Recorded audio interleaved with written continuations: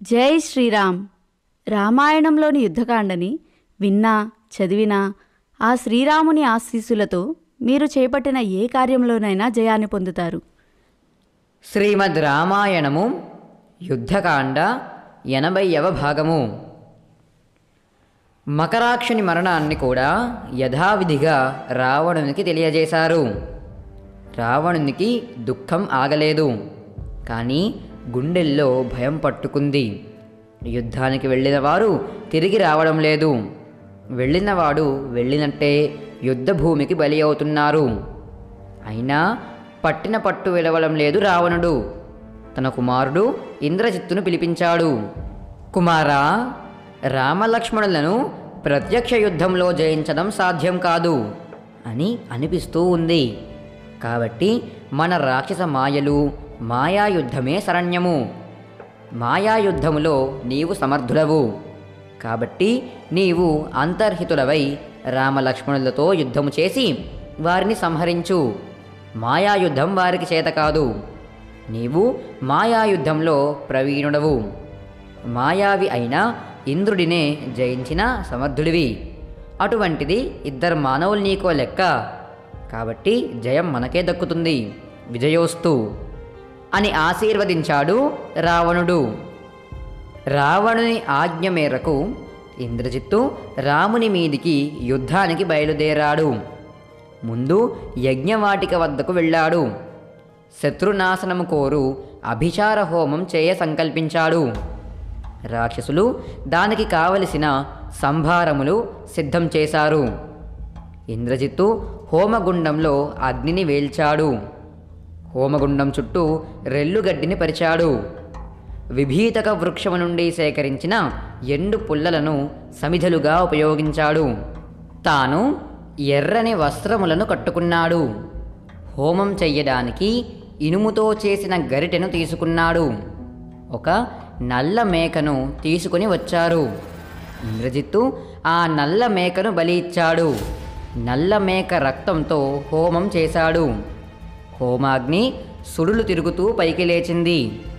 ఏమాత్రం పొగ లేకుండా భగభగ మండుతూ ఉంది.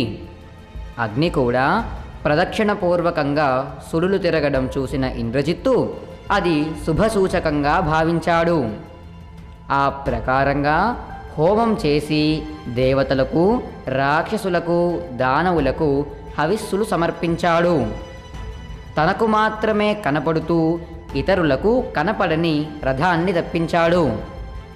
అందులో తనకు కావలసిన ఆయుధములను పెట్టించాడు. ఇంద్రజిత్తు ఆ రథం ఎక్కగానే తాను కూడా మాయమయ్యాడు. అతని రథము కానీ అతడు కానీ ఎవ్వరికీ కనిపించడం లేదు.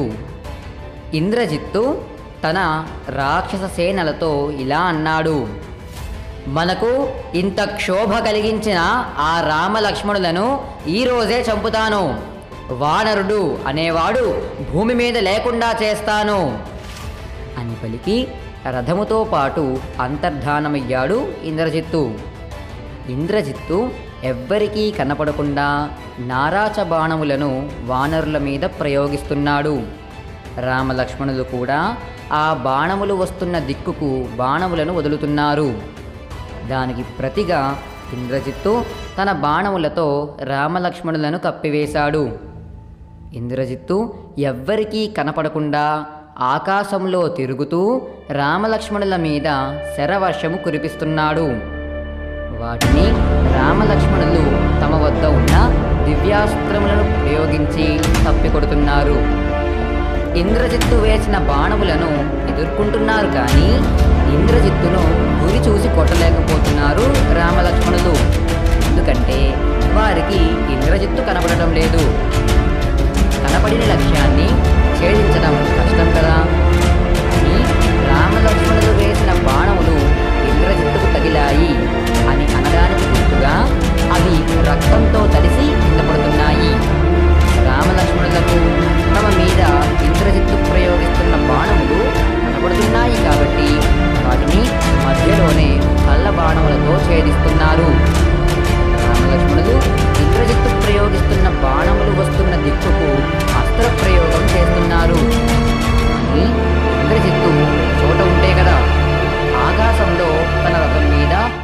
చోట ఉండకుండా వేగంగా తిరుగుతున్నాడు. అందుకని రామలక్ష్మణుల బాణాలు వృధా అవుతున్నాయి. కానీ ఇంద్రజిత్తు రామలక్ష్మణుల మీద గురి చూసి వేస్తున్న బాణములు వారి శరీరములకు తగిలి గాయాలు కలుగజేస్తున్నాయి.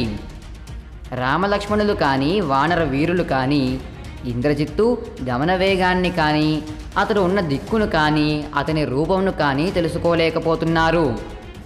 కానీ ఇంద్రజిత్తు ప్రయోగిస్తున్న బాణముల ధాటికి వందల కొద్దీ వానరులు మరణిస్తున్నారు.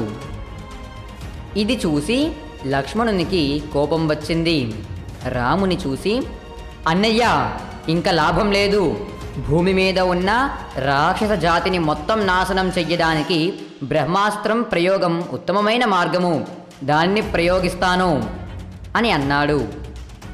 ఆ మాటలకు రాముడు నవ్వి ఇలా అన్నాడు, లక్ష్మణ, కేవలం దుర్మార్గులైన రావణుడు ఇంద్రజిత్తులను చంపడం కోసం లోకంలో ఉన్న అమాయకులైన రాక్షస జాతిని నాశనం చెయ్యడం ధర్మం కాదు కదా.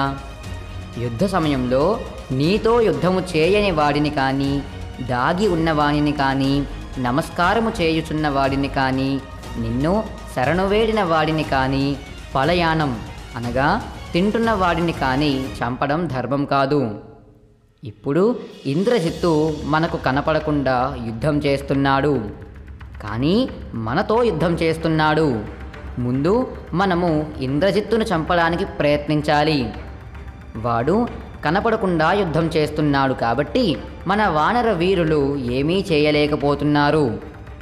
అదే ఇంద్రజిత్తు ఎదుట నిలబడి యుద్ధం చేస్తే మన వానర వీరులు ఎప్పుడో అతనిని అంతమొందించి ఉండేవాళ్ళు, మన దాకా రానివ్వరు. వీడు కనపడకుండా యుద్ధం చేస్తూ మనలను బాధ పెడుతున్నాడు కాబట్టి వీడిని మనం చంపక తప్పదు. వీడు ముల్లోకములలో ఎక్కడ దాక్కున్నా నా అస్త్రముల ధాటికి బలి కాక తప్పదు. ఇంత మాత్రం దానికి బ్రహ్మాస్త్రం ప్రయోగించాలా అని అన్నాడు రాముడు. తరువాత వానర నాయకులతో కలిసి ఇంద్రజిత్తును ఎలా చంపాలా అని ఆలోచిస్తున్నాడు రాముడు. శ్రీమద్ రామాయణము యుద్ధకాండ 80వ భాగము సంపూర్ణము. హరి ఓం తత్సత్.